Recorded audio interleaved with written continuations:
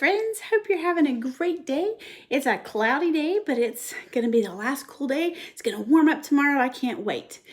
I'm ready to read chapter 2 of Charlotte's Web. This one is called Wilbur.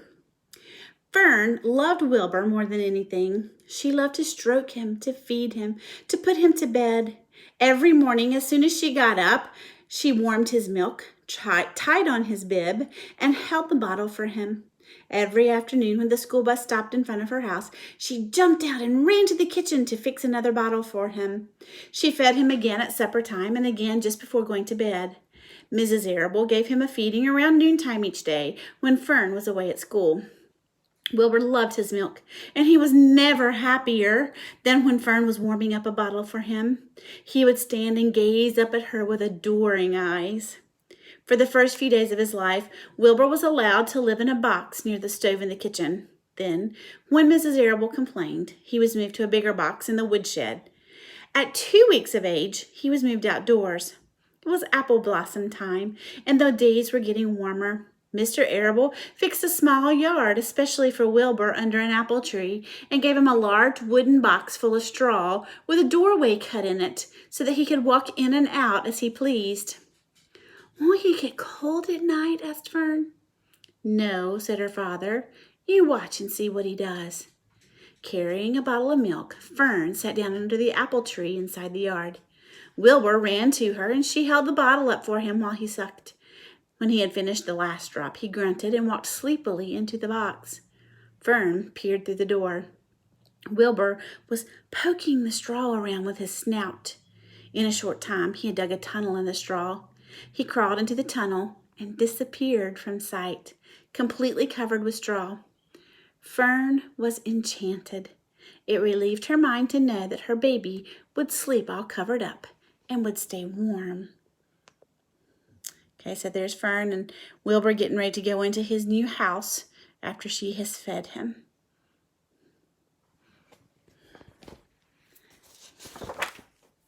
Every morning after breakfast, Wilbur walked out to the road with Fern and waited with her until the bus came.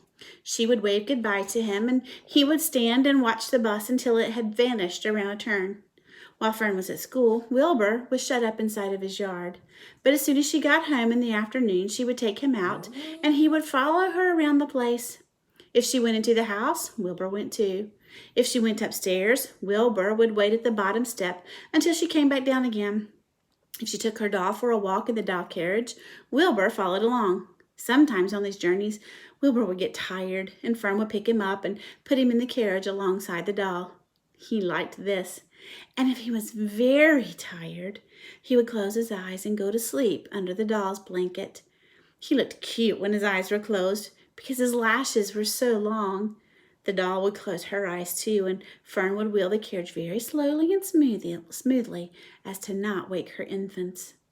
One warm afternoon, Fern and Avery put on bathing suits and went down to the brook for a swim.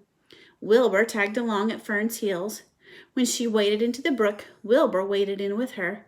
He found the water quite cold, too cold for his liking, so while the children swam and played and splashed water on each other, Wilbur amused himself in the mud along the edge of the brook, where it was warm and moist and delightfully sticky and oozy. Every day was a happy day, and every night was peaceful. Now there's the picture of Fern pushing her doll and Wilbur in her baby carriage. Isn't that cute? Wilbur was what the farmers call a spring pig, which simply means he was born in the springtime. When he, was 5 weeks old, Mr. Arable said he was now big enough to sell and would have to be sold.